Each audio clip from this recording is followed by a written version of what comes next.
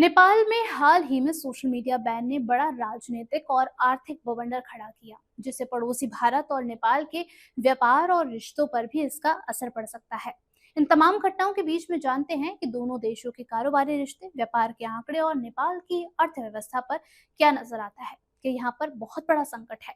नेपाल की अर्थव्यवस्था मुख्य रूप से खेती और टूरिज्म पर निर्भर है, लेकिन जब रोजमर्रा के जरूरी सामान जैसे कि पेट्रोल, दवाइयाँ, बिजली, स्टील और ऑटो पार्ट्स की बात आती है, तो नेपाल भारत पर बहुत ज्यादा निर्भर नजर आता है। साल 2024 से 2025 में नेपाल का 64% ट्रेड सिर्फ भारत के साथ हुआ है।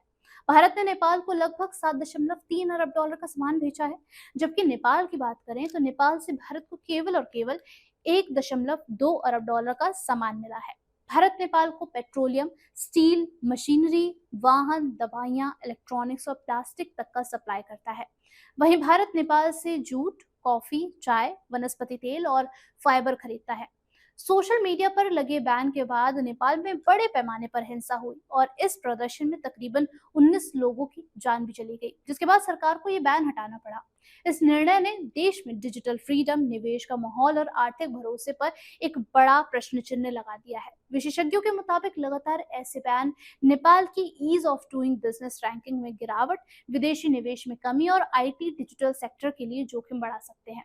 नेपाल और भारत के बीच व्यापार और अर्थव्यवस्था के हालिया आंकड़े 2024-25 के मुताबिक नेपाल की कुल व्यापार गतिविधियों में लगभग 64% हिस्सा भारत के साथ व्यापार का नजर आता है। साल 2024 में भारत ने नेपाल को तकरीबन 7.3 अरब डॉलर का सामान का निर्यात किया, जबकि नेपाल ने भारत को लगभग 1.2 अरब डॉलर का सामान आयात किया था। भारत ने नेपाल को पेट्रोलियम उत्पादन, स्टील, मशीनरी, वाहन पार्ट्स, दवाइयां, इलेक्ट्रॉनिक्स का सामान, प्लास्टिक, रबर, पेपर और बिजली जैसी जरूरी वस्तुएं निर्यात की थी। वहीं भारत नेपाल से मुख्य रूप से जूट उत्पाद, स्टील, फाइबर, लकड़ी, कॉफी, चाय, मसाले, वनस्पति तेल और फैट का आयात करता है। नेपाल की अर्थव्यवस्था कृषि और पर्यटन पर निर्भर है, लेकिन रोजमर्रा के जरूरी सामानों पर उनकी जो डिपेंडेंसी है वो भारत पर ज्यादा नजर आती है और इसी वजह से राजनीतिक अस्थिरता और सोशल मीडिया प्रबंधन नेपाल की अर्थव्यवस्था पर नकारात्मक प्रभाव डाल सकते हैं, जिससे व्यापार और आर्थिक रिश्ते प्रभावित हो सकते हैं। नेपाल में 2024-25 में सोशल मीडिया प्रतिबंध और राजनीतिक तनाव के कारण 19 लोगों की जान भी जा चुकी है और बड़े लेवल पर यहाँ पर प्रोटेस्ट भी हो रहा है।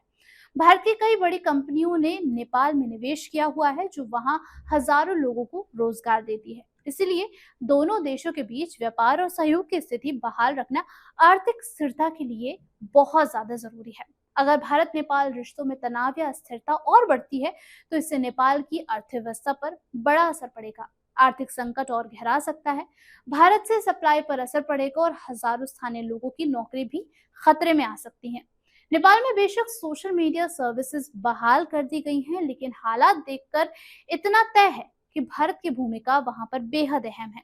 आगे की ऐसी घटनाएं दोनों देशों के व्यापार और साझेदारी को नया मोड़ दे सकती हैं। इस बड़े प्रदर्शन पर और इसके आर्थिक मजबूती पर आपका क्या कुछ कहना है? आप अपने नजरिया हमें कमेंट बॉक्स में जरूर बता सकते हैं। फिलहाल के लिए इतना ही, धन्यवाद।